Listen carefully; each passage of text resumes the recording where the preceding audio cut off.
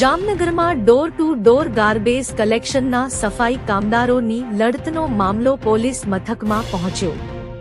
સફાઈ કામદારોને ખાનગી કંપનીના મેનેજરે ધાક ધમકી આપી હડધૂત કરાયાની ફરિયાદ પોલીસમાં નોંધાવાતા ચકચાર। જામનગર મહાનગરપાલિકા હસ્તક power line cells and service company હેઠળના સફાઈ કામદારો કે જેઓના પ્રશ્નોનો ઉકેલ નથી આવ્યો તેવા door to door garbage collection સહિતના સફાઈ કામદારો દ્વારા અખિલ ભારતીય સફાઈ મજદૂર કોંગ્રેસ યુનિયનના નેજા હેઠળ પોતાના પ્રશ્નોને વાચા આપવા બાબતે લાલ બંગલા સર્કલમાં ધરણા કરવામાં આવ્યા છે। દરમિયાન સફાઈ કામદારોને ખાનગી કંપનીના મેનેજર દ્વારા હડધૂત કરાયાની ફરિયાદ પોલીસમાં નોંધાવાતા પોલીસે એટ્રોસિટી એક્ટ મુજબ ગુનો નોંધ્યો છે। જામનગર મહાનગરપાલિકાના તાબા હેઠળ ચાલતી પાવર લાઇન કંપનીમાં ફરજ બજાવતા ગાર્બેજ કલેક્શનના સફાઈ કામદારો કે જેના પ્રાણ પ્રશ્નોનો અનેક વખતની રજૂઆત બાદ પણ ઉકેલ આવ્યો નથી તેવા અંદાજે 140 જેટલા કામદારો 3 જાન્યુઆરીથી તેઓની ફરજથી અળગા રહીને ગાંધી ચિંધ્યા માર્ગે ન્યાયિક અપેક્ષાથી હડતાલ ઉપર છે।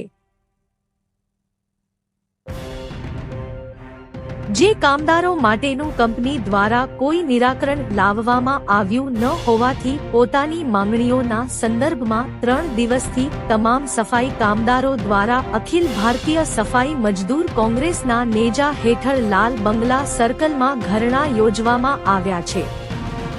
દરમિયાન સફાઈ કામદાર નારણભાઈ દેવજીભાઈ ઉર્વ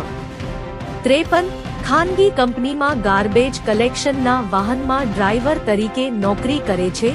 તે તથા અન્ય કામદારો હાપા નજીક આવેલા ખાનગી કંપનીના વાહનો પાર્ક કરવાના એરિયામાં પહોંચ્યા હતા જ્યાં power line cells and service કંપનીના મેનેજર રમેશભાઈ રાણાભાઈ જલુ કે જેઓએ તમામ સફાઈ કામદારોને ગાળો ભાંડી હતી અને ધાકધમકી ઉચ્ચારી તેઓ દલિત જ્ઞાતિના હોવાથી સમાજમાં હલકા પાડવા માટે હડધૂત કર્યા હતા જેથી સમગ્ર મામલો પંચકોશી ડિવિઝન પોલીસ મથકમાં લઈ જવાયો હતો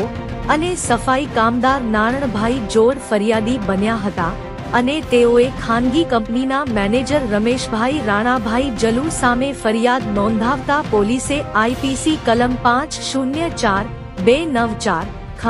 તેમજ એટ્રોસિટી એક્ટની જુદી જુદી કલમો મુજબ ગુનો નોંધ્યો છે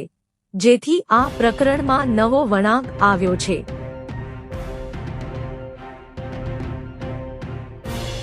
રિપોર્ટર યોગેશ ઝાલા।